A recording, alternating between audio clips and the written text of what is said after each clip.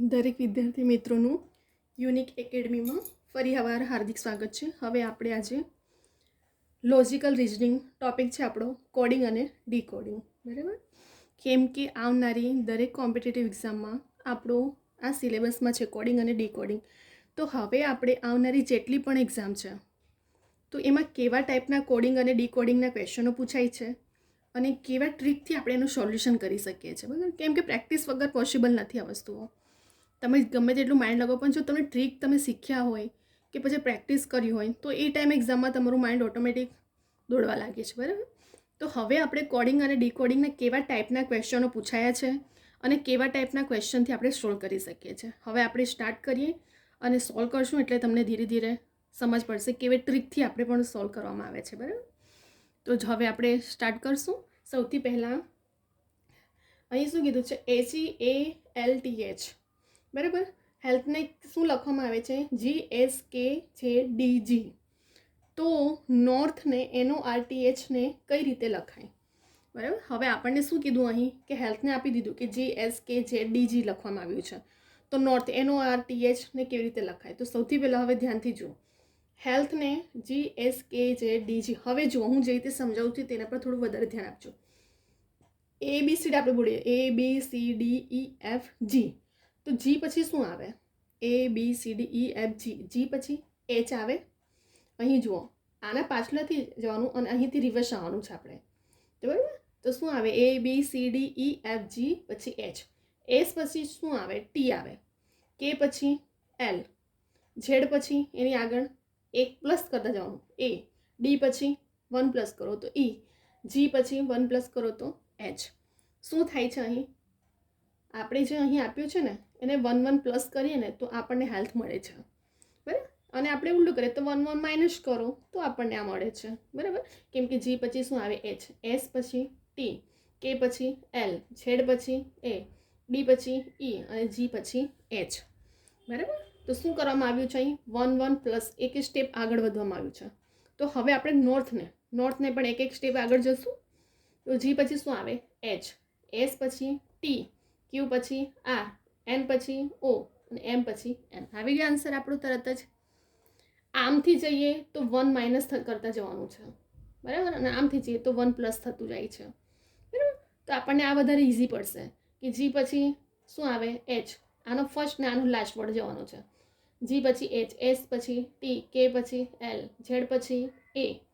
D પછી ઈ. જી પછી H. તો શું થાય છે, એક એક ક્રમ આગળ વધતા જવાનું છે. એવી જ રીતે આપણે નોર્થને તો એક એક ક્રમ આગળ વધશું જે રીતે જી પછી શું આવે એચ. એસ પછી ટી. ક્યુ પછી આર. એન પછી ઓ અને એમ પછી એન આવે, બરાબર. એક એક સ્ટેપ આપણે આગળ જવાનું થાય. આપણો આન્સર આવી ગયો, બરાબર. આ છે આપણો આન્સર. હવે જોઈશું જો કોમને અઢા લખવામાં આવે, COME, બરાબર. કોમને શું લખવામાં આવે છે, અઢા લખવામાં આવે તો લવને શું લખવામાં આવે, બરાબર. COME ને અઢા લખવામાં આવે તો LOVE ને શું લખવામાં આવે, બરાબર. કોમને અઢા લખવામાં આવે છે તો લવને શું લખવામાં આવે. ચલો સી શું છે, અહીં 3 છે આપણને. કયા નંબર, પહેલાં તો શું કરવાનું, આવું એક્ઝામમાં પૂછાય ને તમારે તો ABCD ફટાફટ એક જગ્યાએ રિઝનિંગમાં લખી કાઢવાની પાછલા પેજ પર. પછી એના નીચે નંબર લખી દેવાનું 1 2 3 4 5 6 7 8 9 10. આપણે ટોટલ કેટલા 26 છે. તો હવે કમને જુઓ, કમમાં તમે જુઓ સી કયા નંબરનું આવે છે 3.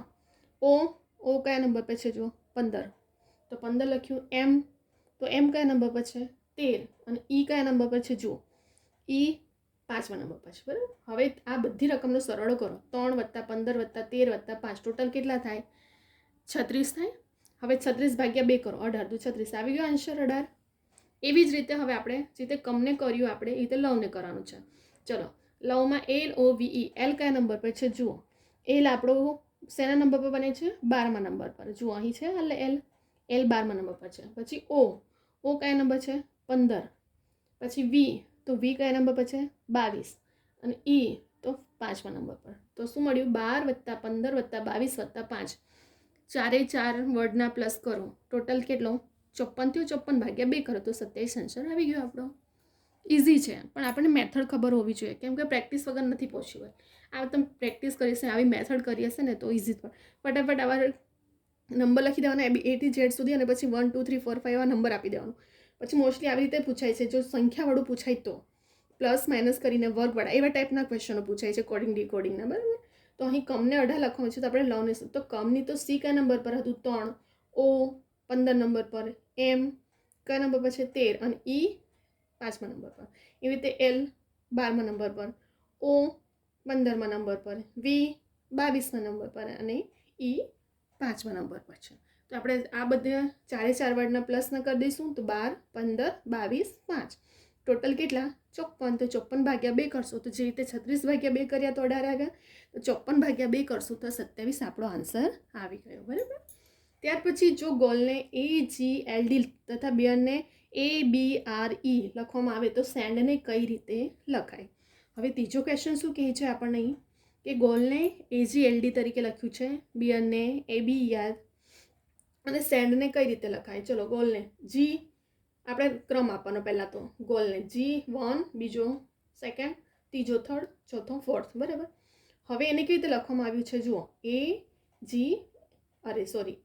ALGD, બરાબર. કેવી રીતે લખાવ્યું છે આપણું અહીં AL, અહીં રોંગ છે, બરાબર. અહીં થોડું અહીં જી આ બાજુ છે અને આ એલ છે, બરાબર, એલ. ચલો તો હવે જુઓ, અહીં જુઓ પહેલાં શું લખાયું છે GOAL, તો એને પહેલાં લીધું છે તો ત્રીજા નંબરનું. પછી કોને લીધું છે આપણે અહીં જી, આ જી છે, બરાબર, આ તમારો જી છે, બરાબર, આ જી છે અને આ એલ છે. ચલો તો શું કીધું છે અહીં, હવે જુઓ GOL 1 2 3 4 નંબર આપ્યા. ચલો કોને પહેલાં લીધું છે AGLD ને, તો એ કયા નંબર પર છે ત્રીજા નંબર પર છે, જી કયા નંબર પર છે પહેલા નંબર પર છે જુઓ છે, પછી એલ કયા નંબર પર છે ચોથા નંબર પર, અને ડી ઓ બીજા નંબર પર છે, બરાબર. તો આપણે મળી ગયો, ક્રમ મળી ગયો. હવે એવી રીતે BEAR નંબર આપો 1 2 3 4, એને કેવી રીતે લખ્યું છે ABRE. ચલો નંબર આપો. સૌથી પહેલાં એને અહીં જુઓ આ પ્રમાણે જોવાનું, આને ગોઠવાનું. એ કયા નંબર પછી ત્રીજા, તો ત્રીજો નંબર, બી ફર્સ્ટ નંબર, આર ચોથા નંબર પર, અને ઈ સેકન્ડ નંબર પર. સેમ ક્રમ મળ્યો 3 1 4 2, 3 1 4 2.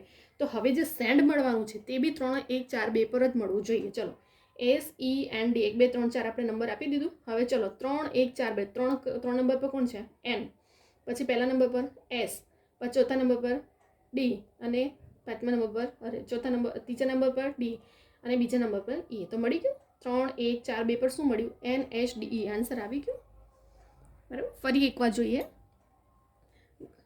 GOAL ને AGLD, BEAR ને ABRE, અને SEND ને કઈ રીતે લખાય સેન્ડને. ચલો તો ગોલને કેવી રીતે 1 2 3 4 નંબર આપી દેવાનું, એને કઈ રીતે લખાયું છે, ક્રમ ચેન્જ થઈ ગયો છે જુઓ AGLD.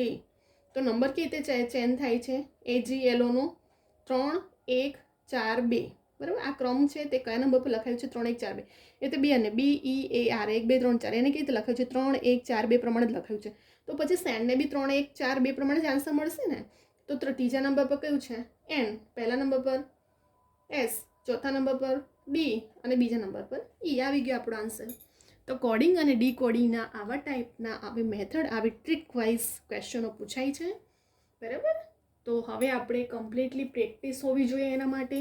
તમે મારા વિડીયો જુઓ લોજિકલ રિઝનિંગના, તમને દરેક મેથડ અને કેવા ટાઈપના ક્વેશ્ચનો પૂછાયા છે, બરાબર. લાસ્ટ યરમાં તમે જોશો દરેક ક્લાસ 1થી લઈને GPSCથી લઈને ક્લાસ 3 સુધીની, તો કોડિંગ અને ડીકોડિંગની કેવી મેથડથી એને સોલ્વ કરવામાં આવે છે, બરાબર. એ આપણા માટે ઇમ્પોર્ટન્ટ છે. જો તમને ટ્રીક આવડી જાય ને એક વખત તો તમે દરેક ક્વેશ્ચન સોલ્વ કરી શકો છો, પણ ટ્રીક તમને ખબર હોવી જોઈએ એના માટે. તો આપણે ફરી એક વખત ફટાફટ રિવિઝન કરી લઈએ એટલે થોડું તમને વધારે ખ્યાલ આવી જાય. જો કદાચ કન્ફ્યુઝન હોય તો હેલ્થને આપણને આપી દીધું છે અને નોર્થને શોધવાનું છે.